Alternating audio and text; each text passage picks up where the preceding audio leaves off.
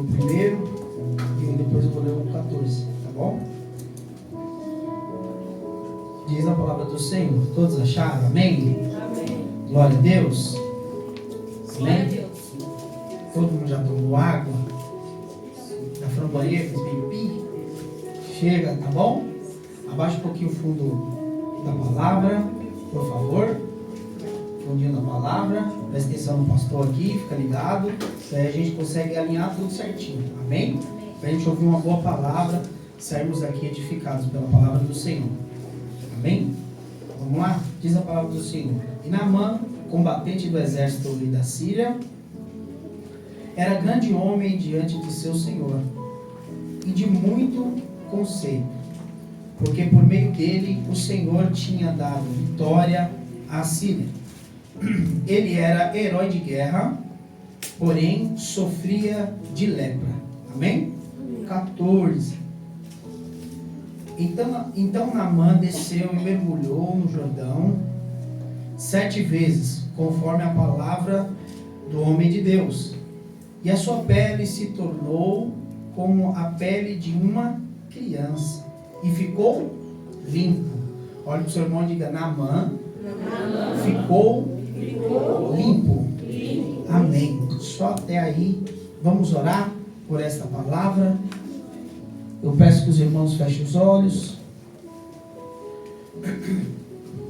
Senhor, nós estamos em Tua presença, Pai. Queremos, ó Deus, pedir neste momento a Ti perdão pelos nossos erros, pecados e falhas. Ó Deus Todo-Poderoso, fala conosco nesta noite, ó Pai, não aquilo que queremos ouvir, mas aquilo que o Teu Espírito Santo tem a derramar sobre cada um de nós. Senhor, muito obrigado pelo culto que o Senhor tem operado até aqui, este momento, e continue operando através da Tua palavra. Senhor, abençoa cada irmão, que cada irmão saia daqui, Senhor, compreendendo a Tua palavra, e que através dessa compreensão que haja cura, que haja transformação, que haja salvação de vidas, Senhor. Pai, que esta palavra venha surtir um efeito, Senhor, e venha impactar esta vida, o seu lar, o seu ministério e tudo aquilo que Ele tem apresentado diante do Senhor. Pai, no nome do Senhor, nós te agradecemos, ó Deus. Em nome de Jesus, amém, graças a Deus. Amém? Pode se assentar, aplauda o Senhor Jesus, glória a Deus.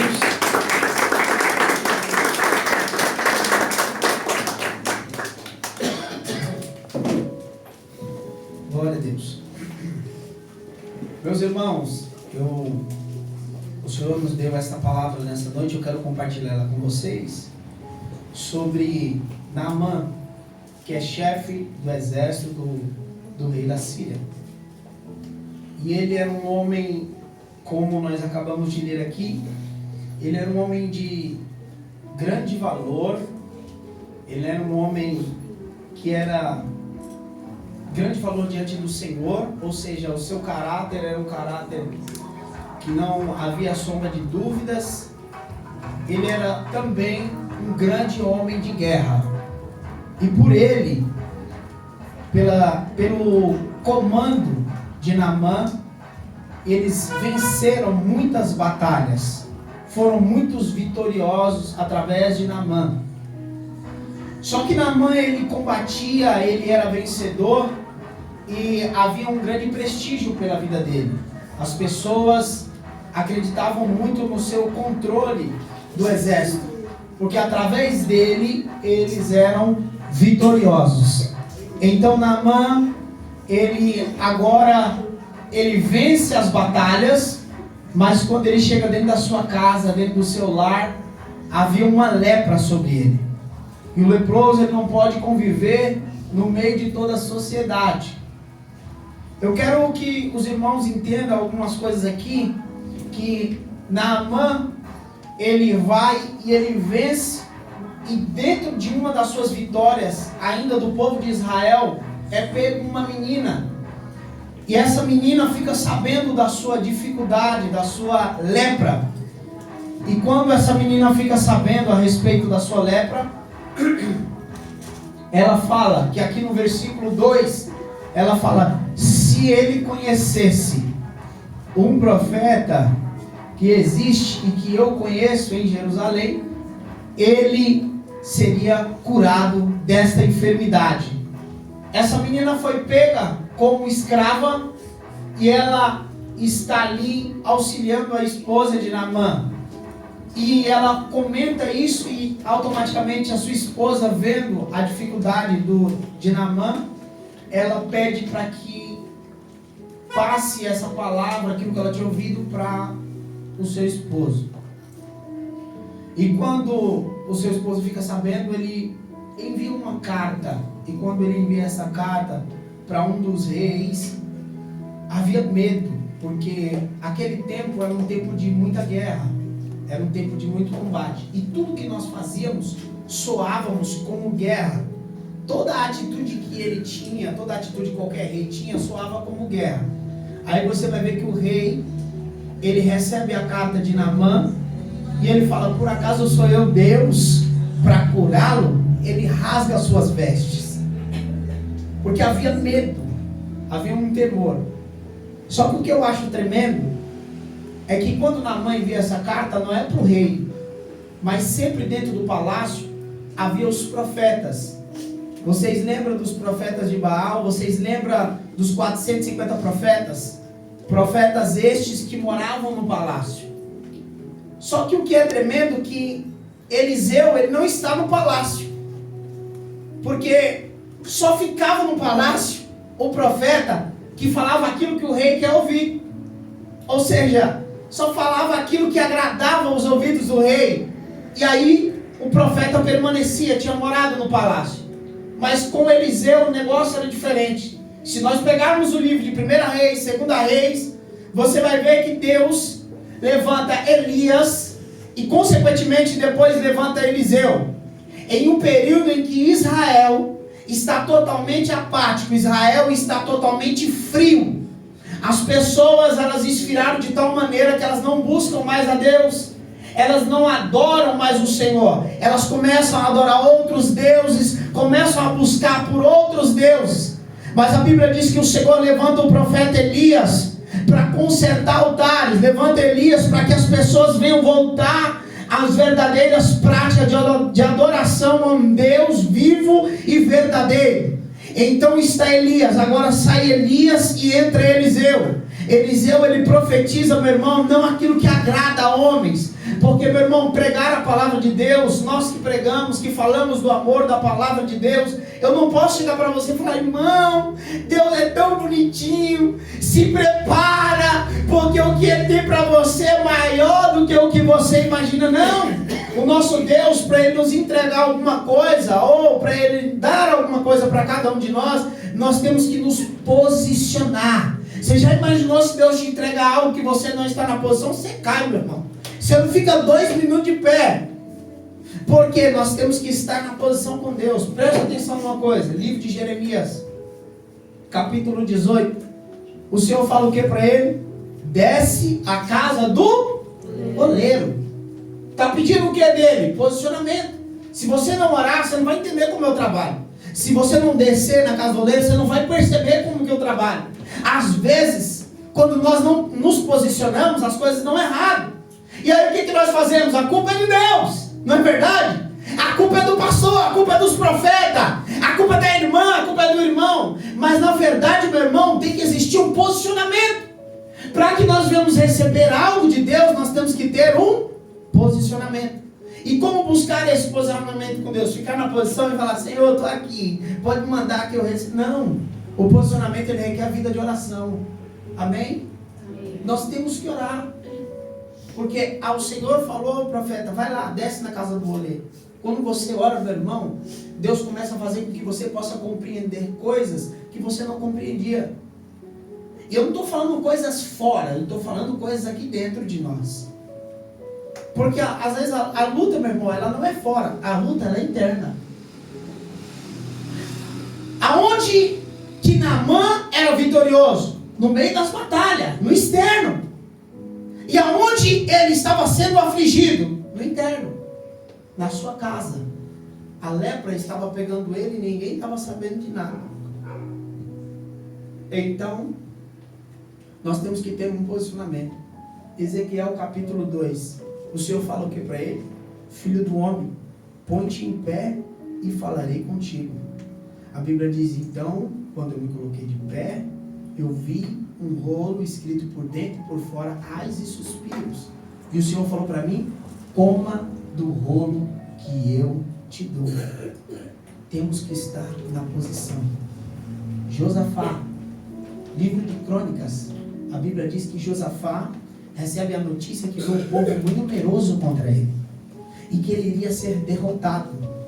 Josafá sabia que se ele entrasse em peleja, ele seria derrotado, porque o seu número de pessoas era menor do que o número que vinha contra ele. E o que ele faz? Ele se coloca na posição. Que posição é essa, pastor? Posição de oração. Vida de oração. Nós temos que ter um posicionamento. A mesma apatia, o mesmo esfriamento, o mesmo gelo que estava sobre Israel e Deus levanta 2 homens para profetizar, é o mesmo gelo que às vezes a gente vê nos dias de hoje. Nós olhamos cristãos verdadeiros, cristãos que se dizem cristãos, pulando, dando glória, dando aleluia, mas há uma frieza espiritual. E eu não quero falar de uma frieza espiritual que a gente, o irmão não fala, o irmão fala em línguas, o irmão é uma bênção. Eu posso ser uma bênção, meu irmão, no externo. Mas aqui no interno, meu irmão, eu tenho que aprender a ter comunhão com Deus. E ter comunhão com Deus, não tem como eu ter comunhão com Ele se eu não orar. Então é necessário eu me posicionar. Aleluia. A igreja dos dias de hoje tem que se posicionar. Você não pediu tanto a Deus a família que você tem? Ore para que Deus conserve essa família. Você não pediu tanto a Deus o esposo que você tem? Ore para que Deus não fulmine teu esposo, mas conserve ele em vida. Você não pediu uma esposa, você não pediu filhos. Valorize isso, pastor. Como? Ai, meu bebezinho, ai, meu bebê louco. Não, meu irmão, é orando, é consagrando a vida deles. É apresentando diariamente a sua casa, apresentando a sua vida diante do Senhor. A oração, meu irmão, não é brincadeira, é sério. Se você entendesse o poder da oração, as crianças que estão aqui hoje, que me ouvem, os que é menorzinho de 10 para baixo, que tem 15 para baixo, meu irmão, os que estão me ouvindo aqui hoje, se você souber o segredo da oração, meu irmão, você nunca vai parar de orar. Aleluia! A Bíblia diz, buscar Ele em tempo e fora de tempo. O que é isso, fora de tempo? Será que eu tenho que buscar Ele só dentro da igreja? Será que eu devo buscar a Ele só quando os irmãos pegam na mão para a gente orar? Meu irmão, aprenda com Jesus. Antes dele ir para a cruz do Calvário, Ele orou. Por 3 vezes Ele orou.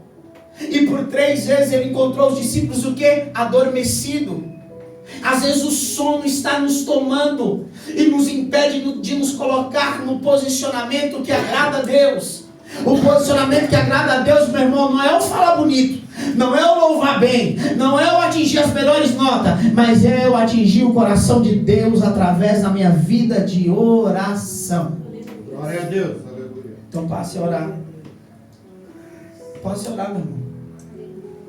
Tem tantas coisas na nossa vida que está enganchada e nós estamos esquecendo de orar. E o negócio é sério. Hoje em dia, os pastores já não oram mais. É sério. Aí eu vou baixando. Os presbíteros estão acomodados e não oram mais, porque tem um pastor para lhe cobrir. E aí, vem os diáconos ou as diaconisas, já estão deixando de orar. Pastor, você está acusando, meu irmão? Não estou acusando, estou pregando a palavra. Se você gostou, glória a Deus. Se você não gostou, meu irmão, é porque Deus está te confrontando. É necessário orarmos. Os membros já sabem, não, o pastor está orando por mim, então não precisa eu orar. Nós estamos acomodados. Há quanto tempo faz que a gente não dobra o joelho na nossa casa e fala, Senhor, me visita aqui neste momento. Você sabe o que é que um posicionamento que Naamã tinha? Ele era um homem de um caráter, meu irmão, que não deixava falha nenhuma. E às vezes nós falhamos, nós tropeçamos, porque nós esquecemos de agradar a Deus em nosso posicionamento. É verdade. A oração nos dá sensibilidade de Deus. A oração nos dá espaço para Deus operar em nossas vidas. A oração traz o perdão, a graça e a misericórdia de Deus. A oração faz com que nós venhamos ser alcançados, ó meu irmão. E aonde nós não podemos ir, Ele vai. A oração, ela tem o poder de entrar nas UTI de hospital, onde nós estamos limitados através da nossa oração. Você está achando que é brincadeira quando a gente pega um caderninho de oração aqui? Uma criança que esses dias a gente recebeu a notícia que essa criança já tinha dias de vida. Agora de repente veio a diaconisa e falou: gente, a criança acordou. Gente, a criança está assim. E eu só estou vendo trabalhar de Deus. O que é isso, meu irmão? Será que é o efeito? Será que é o tempo? Será que é o frio do tempo? Será que é o calor? Não, meu irmão. Este é o poder da oração. A Bíblia diz: a oração do justo, ela é poderosa e eficaz em todos os seus efeitos. Olhe para o seu irmão com educação e fala: meu irmão, precisamos orar. Aleluia.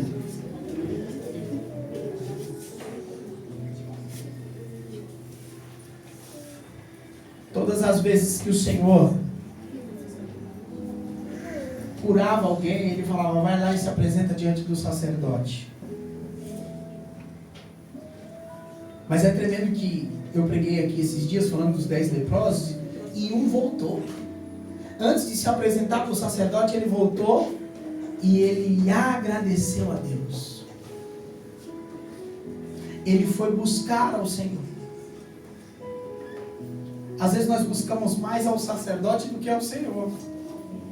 Às vezes nós buscamos mais ao homem do que ao Senhor. Deus quer trabalhar em nós coisas novas, meu irmão. Até quando nós vamos ficar vivendo a mesma coisinha, o mesmo jeitinho, a mesma batida, tropeçando nas mesmas lutas. Um cristão que ora, ele é diferente. Passou como? Ele anda xerecandarara. Não, meu irmão. O cristão que ora, ele é diferente. O jeito dele observar as coisas é diferente. O jeito dele comer a palavra de Deus quando o profeta está pregando aqui a palavra é diferente. Ele tem mais sensibilidade do Senhor. Aquele que ora, meu irmão, ele percebe todo o mundo espiritual em sua frente. E ele percebe também o natural. Aquele que ora é simples, não é soberbo. O problema é que a gente deixa de orar e a soberba fala mais alto do que a simplicidade em Deus. O problema é que nós achamos que está tudo bom. Você acha que na tua vida está tudo bom, o mar está assim, está tranquilo, está calmo, você está indo. Você está navegando. Como, pastor, eu estou navegando? Com o mesmo jeito, com as mesmas mazelas, com a mesma boca suja, com o mesmo palavrão, com a mesma cobiça, com o mesmo pecado embutido, com a mesma lepra que ninguém vê. E você está levando, mas uma hora que o negócio estreita, você fala: eu tenho que orar.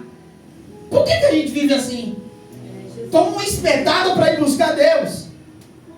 O marido quer ir embora de casa, eu vou orar. Aí a mulher quer ir embora, eu vou orar. Aí as coisas aprumam. Aí depois está tudo bom. O filho saiu das drogas, está nas drogas, eu vou orar. Ele saiu das drogas, eu pode orar. Eu não estou falando em cultuar, eu estou falando de orar. Vida de oração. Os cultos mais vazios dentro de uma igreja é os cultos de oração. E era para ser os mais cheios. Quando a gente começou o ministério aqui, quantas pessoas vinham no culto de oração? Parecia um monte de doido. Parecia que o culto de oração era o culto mesmo. E o culto era o culto de oração. O culto de quarta-feira era mais vazio. Mas o culto de oração, meu irmão, às vezes não tinha lugar para nós aqui. E a frieza vai tomando conta de nós. A gente não ora por causa do cansaço, por causa da desculpa, por causa das mesmas coisas que tem uma lepra que está dentro de nós, e às vezes a gente deixa ela falar mais alto do que a vida com Deus. Todos nós temos problemas aqui. Todos nós passamos por lutas e dificuldades. Você imagina eu tendo que redobrar às vezes minha oração ela vai 3 vezes mais.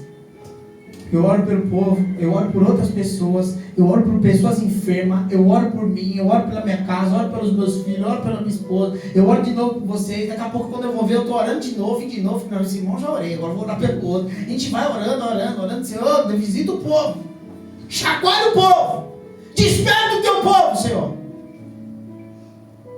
Mas tem hora que o Espírito Santo vai falar: filho, você continuar nessa vida de oração assim, por esse povo, é igual jogar pérola aos porcos. Vocês não estão entendendo que a oração, meu irmão, ela pode tudo em seus efeitos. Tanto é que a Bíblia diz o quê? Eu lembro que uma vez estourou uma conversa no WhatsApp, no grupo da igreja. E eu lembro que o irmão Eduardo colocou assim, o esposo da diaconisa Juliette colocou assim: a oração é assim, vai lá, entra no teu quarto, fecha a porta e ora ao Pai em secreto, e Ele vai te ouvir. Você lembra que você escreveu isso? Lembra? Ele colocou isso. Depois houve um silêncio no grupo absoluto. Ninguém quis falar mais nada. Eu falei: rapaz, não é verdade mesmo? Aí está o segredo. Nós não oramos. E aí está o segredo. Olha, meu irmão, tem um tempinho com Deus. Se posicione diante de Deus. Você já imaginou o profeta Elias subindo, cavou uma valeta, encheu de água, mandou os homens adorar, os homens se bateram, se cortaram, nada aconteceu. Elias: pode ser eu agora? Minha vez? Dobrou: Pai, para que esses homens saibam que há Deus em Israel, manda fogo. E o Senhor mandou fogo, que consumiu todo mundo, e Ele tirou toda a água daquela valeta. Aleluia. Tu és santo, Jesus. Segundo a minha palavra, não chove e não cai uma gota. Você sabe o que é isso, meu irmão? É vida com Deus, é posicionamento com Deus. Sabe o que nos falta como servos do Senhor? Eu me incluo nisso. Nos falta termos mais vida com Deus.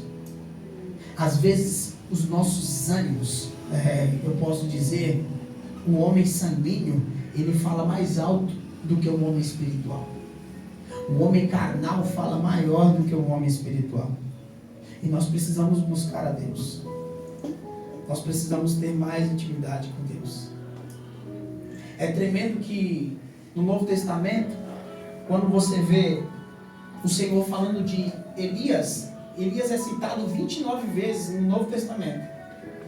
E no Novo Testamento também, Eliseu, ele é citado uma vez só no Novo Testamento, que é no livro de Lucas capítulo 4, versículo 27. O Senhor vai citar sobre Eliseu, falando para todos os fariseus da época, colocando eles no lugar deles, falando: olha, rapazes, vocês não sabem, mas e no tempo de Eliseu, que havia muitos leprosos, mas o Senhor achou graça e alcançou a Naamã e o curou. O Senhor estava apresentando para aqueles fariseus misericórdia, falando do que aconteceu com Naamã, um homem que foi curado da sua lepra. Para quê? Para que as pessoas entendessem que a graça pode nos alcançar, mas é necessário termos um posicionamento. Você sabe o que é difícil dentro da igreja? Não é pastorear.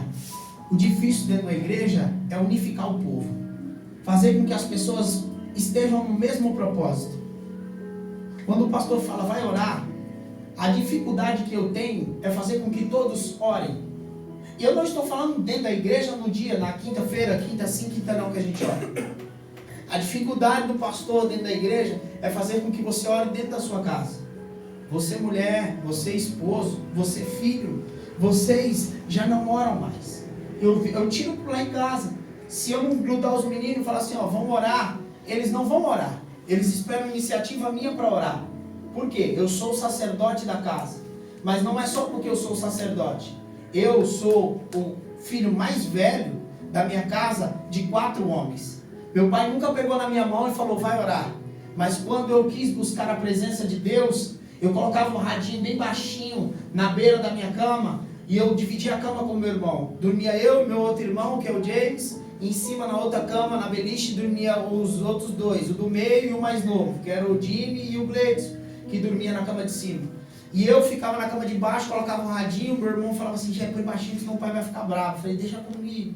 Eu tombava o radinho para abafar mais o som e ali eu ficava. E eu orava. Meu pai nunca pegou na minha mão e falou, vai orar. Eu tinha experiências com Deus. Eu chorava. Eu sentia a presença de Deus ali, eu agradecia a Deus por aquela presença. Às vezes eu queria levantar, e aí eu falava, não, mas tá tão gostoso aqui, mas eu tenho que dormir, que amanhã eu tenho que trabalhar. Não, mas tá tão bom, e aquela presença do Senhor, ela nos tomava de tal maneira, meu irmão, é entender que o posicionamento é agradar a Deus. É entender o trabalhar de Deus. A Bíblia diz que no livro de Atos 2, o Senhor falou que estavam todos reunidos no mesmo propósito.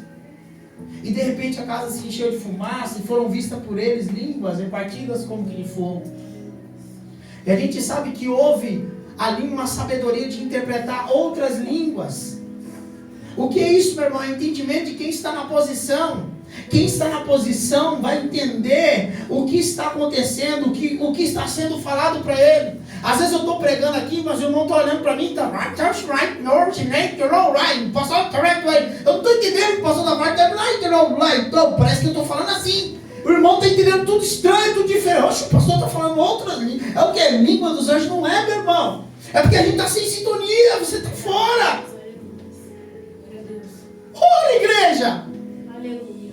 Quer ver o teu ministério ter um sucesso absoluto? Ore, meu irmão.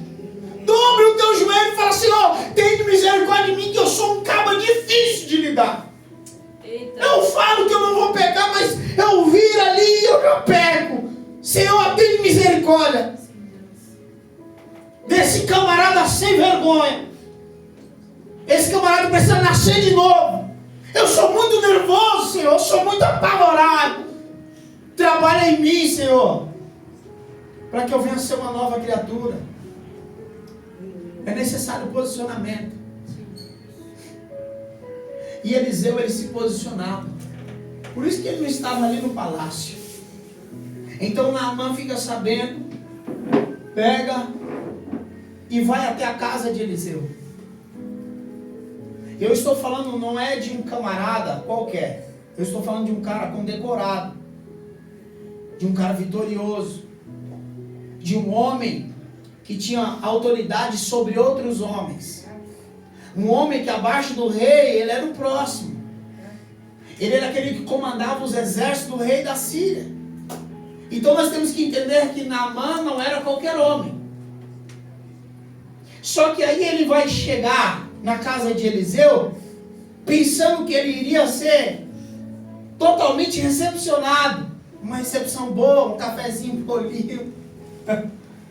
Eu lembro uma vez que foi um casal na minha casa.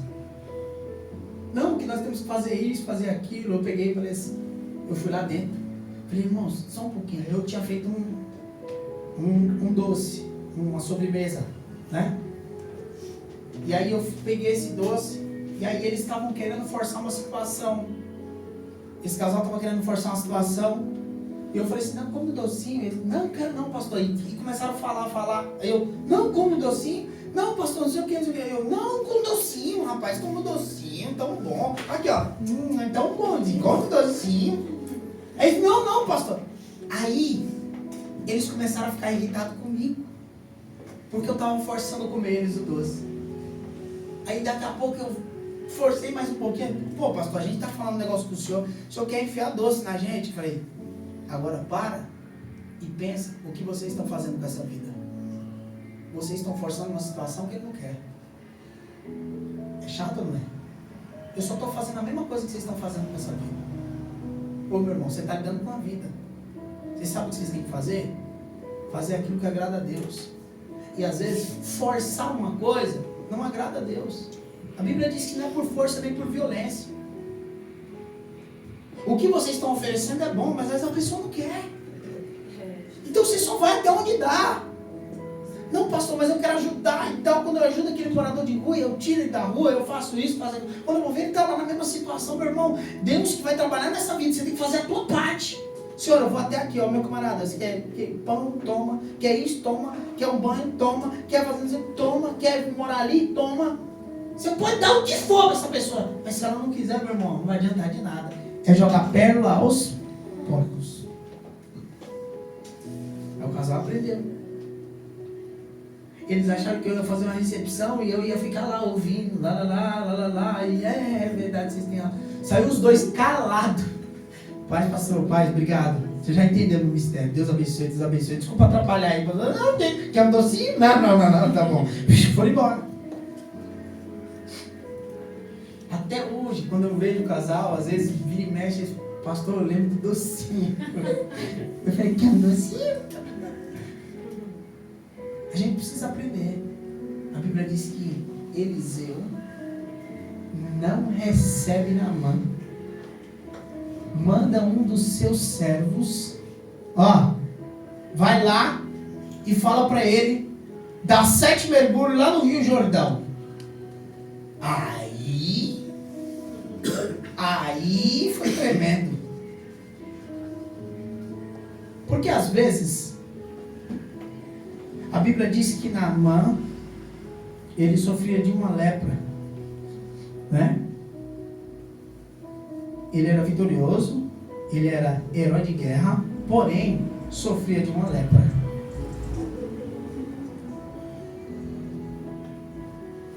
Ele achou que o profeta ia chegar lá e falar, em nome do Deus vivo, eu declaro a cura. Ele mesmo fala, Senhor, fala para os homens que estavam com ele, eu pensaria que ele sairia, invocaria o nome do Deus vivo, colocaria a mão na lepra. Amém? Amém. Se ele fala em colocar a mão na lepra, a lepra, ela não tinha espalhado ainda. Ela estava em um local específico. E às vezes, nós temos uma dificuldade. Nós queremos que Deus opere em um local específico. Só que Deus, Ele trabalha além do conhecimento humano. O Senhor, Ele nunca vai só trabalhar em nós em um local específico. O Senhor vai trabalhar em nós por completo. Aleluia. Amém? Amém, Jesus. Ele fala, você pensaria que ele sairia, colocaria a mão na enfermidade e tal? Não são Arbana e Farpá, grandes rios, por que ele vai me mandar ir nesse rio?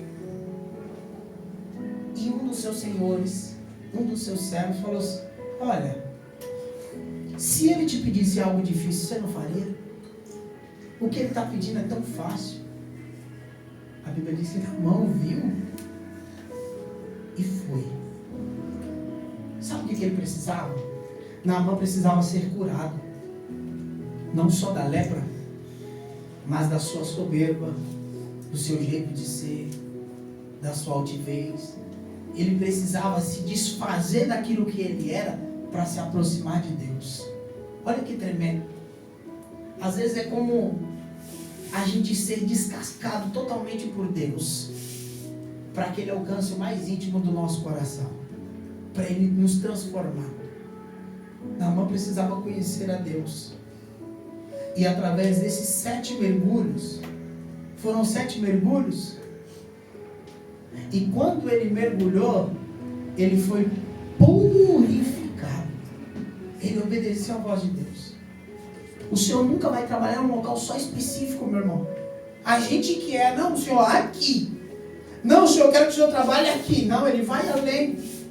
Eu quero que o Senhor trabalhe na vida do meu esposo nessa área. O Senhor vai além. Eu quero que o Senhor trabalhe na vida do meu filho nessa área. O Senhor vai além disso, meu irmão.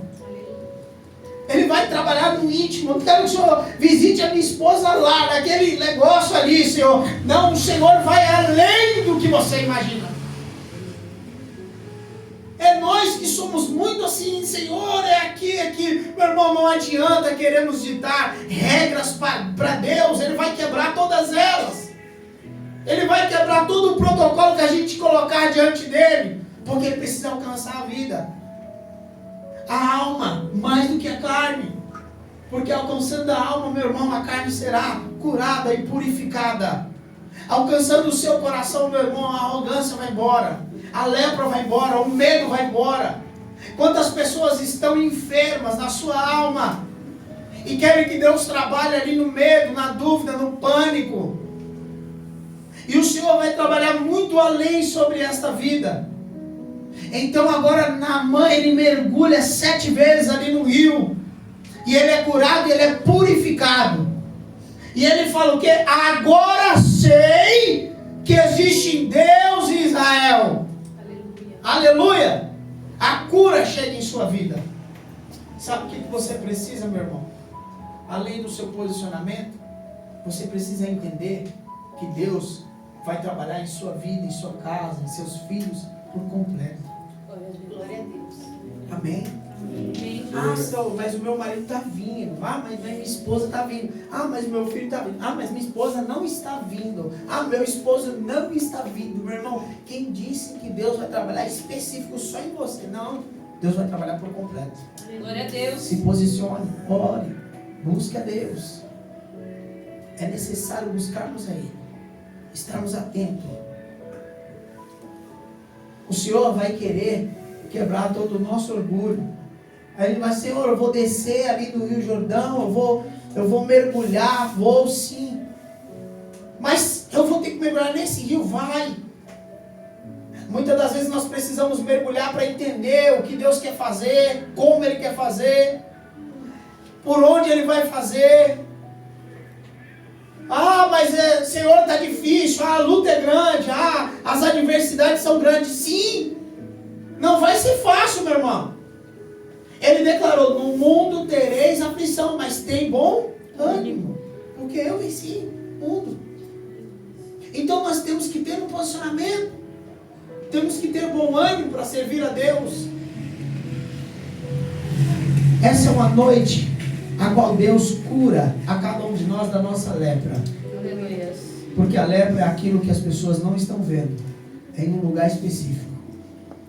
Mas através dessa lepra, o Senhor está visitando por completo as nossas vidas. Glória a Deus.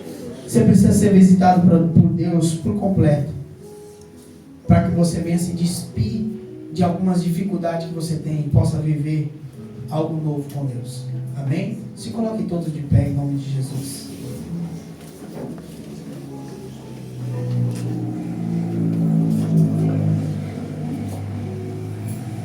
Põe a mão sobre o teu coração, fecha os teus olhos.